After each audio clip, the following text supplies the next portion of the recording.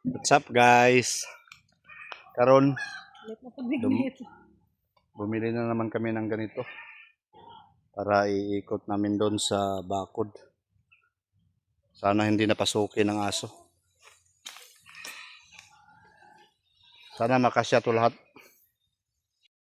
Hey guys, nanamit Toby guys. Nindot na kayo. Maarat. Tring! Hihi. Morning kuanan kalutan. Kay ilubong. Tumban unya.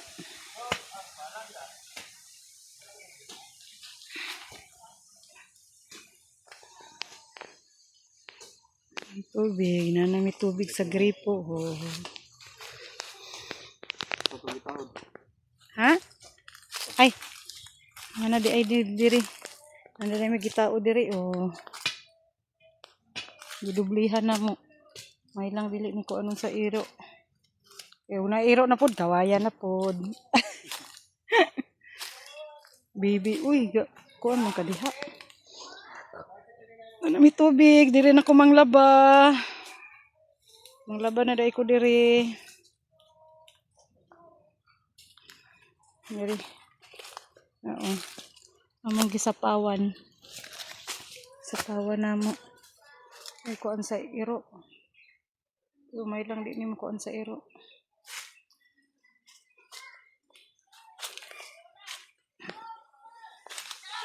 Ilubong ni namo. Baon sa lupa guys para hindi matapakan. Baka mabuak.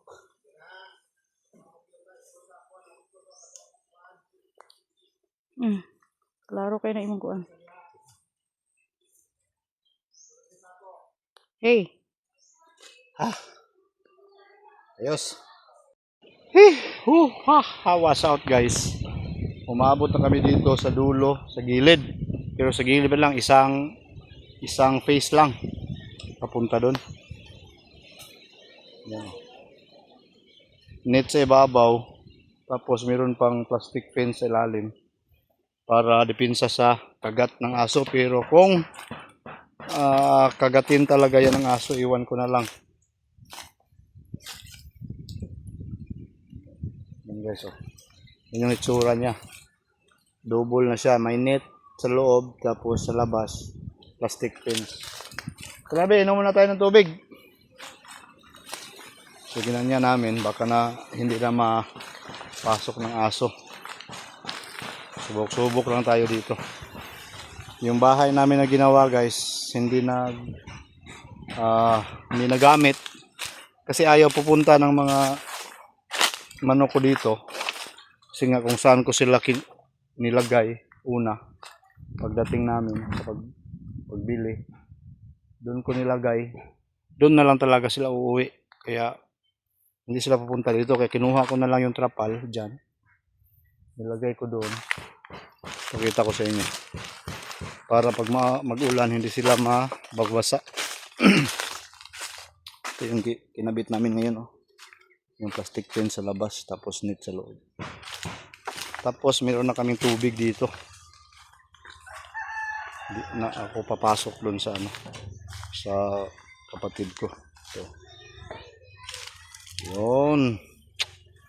Tapos ito yung itsura. Hala, kaon man kag page diha.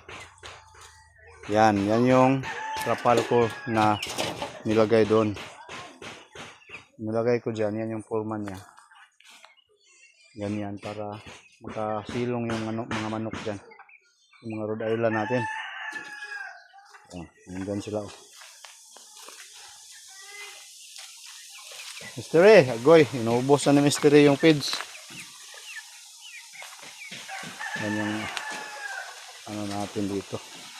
May nakapasok ng manok sa kapatid ko. Yan. Yan yung bahay nila. Yan yung forma ng kapal. Diba?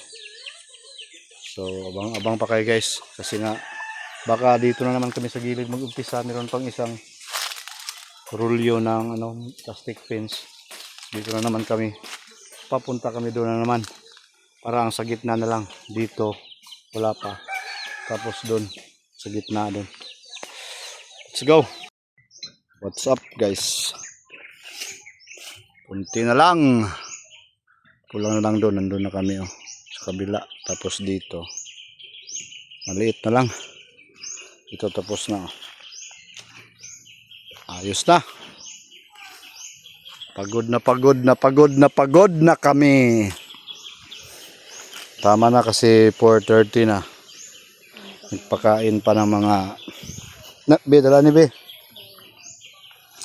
Dito kami nagsimula sa aming plastic fence. Kasi nga may naman dito.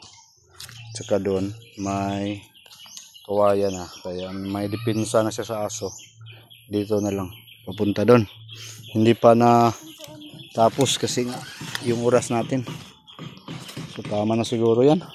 Bukas ulit or next week. Ha? Ang bunting adto ko ano to kay dilaan man. So yan guys. So yung mga damo na lang sa susunod. Yung sa kapatid ko yan okay kay may sila hero. Sa amin dito ikaw ba sigag pangaway pagpuyo. Sigkadagan yung guys, Sword Island. Takot sa Black Astrolorp kasi sila yung una Sila yung una dito kaya matapang sila. Dito sa unahan, sa harapan. Tapos na din namin guys. Dito na lang sa may pintuan. Entrance and exit. Ayan. Okay ra na, tansangan ra na. Gani lansang rin ko. Yan, napalibutan na yan doon. At saka doon na lang sa huli. Kunti na lang. So, Wait lang, ayos sa panauga. pagtuwa sa to niya na. Yan, naghahanap na yan ng pagkain guys. So, mga matatapang tong mga black. Kasi sila yung una dito. Biad tuwa sabi ba, kaya mahagbong niya to si Kwan B, business. Lagi ako pang din na ayaw pag. Ito ani lansang kay. Na hinahabol-habol ng mga maitim. Dilaan man sa iro gud. So isa kanila dito. Tapos na din lahat. Kajot lang, wait lang binis ha. Galing doon sa harapan papunta dito. Lahat na doon. So safety na yung mga manok nila. Agoy, gibuhian man. Ibalik sana. Subi. So, yun. Relax muna. 4:30 na. At least, malalaman na natin bukas kung may butas pa rin tong mga ganito. Nako, talagang kailangan na nating maglagay ng ganito na naman. Kawayan. Mas matagal kasi ito gawin guys. Magkuha pa ng mga kawayan. Tapos tipak-tipakin pa ng ganito. Tapos maglagay na naman ng pusti dyan para hindi siya malaylay. So abang-abang pa kayo guys ha. Sa mga next upload natin. Subukan natin to, araw-arawin natin to. Kailangan natin tong tapusin ang ating backyard farm. Kasi masaya na tayo dito sa pagba-backyard farming. Yung katuwang ko dito yan guys pagod na pagod siya yung magpako.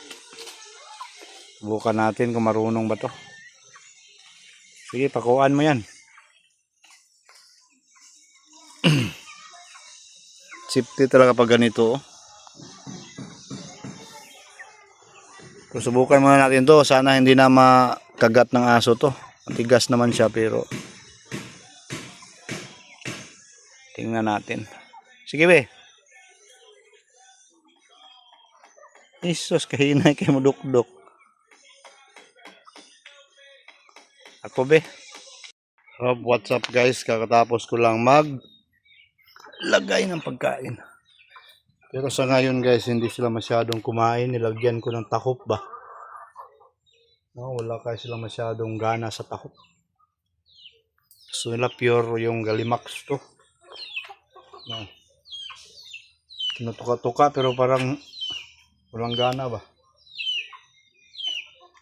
Kailangan naman natin itong linisan. Rizal na naman. Ang Rhode Island doon.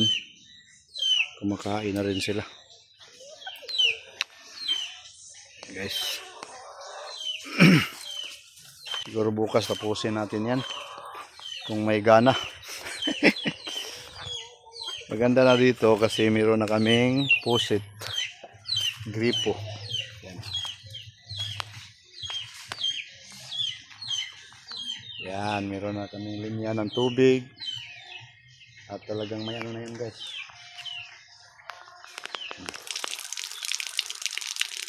Diba? Mga Rhode Island din, parang ayaw nila ng tahop. Siguro bibili na lang ulit bukas ng pure talaga. Kasi nga, wala silang kain-kain. Kaya ng umaga, hindi inubos.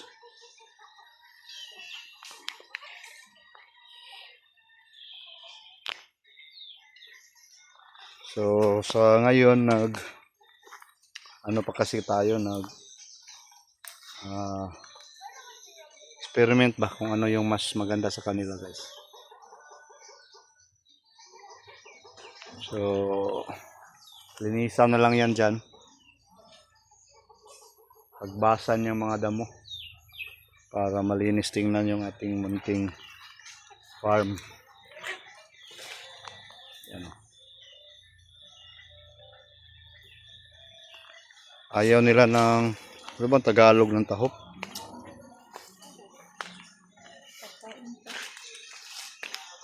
Yan sila.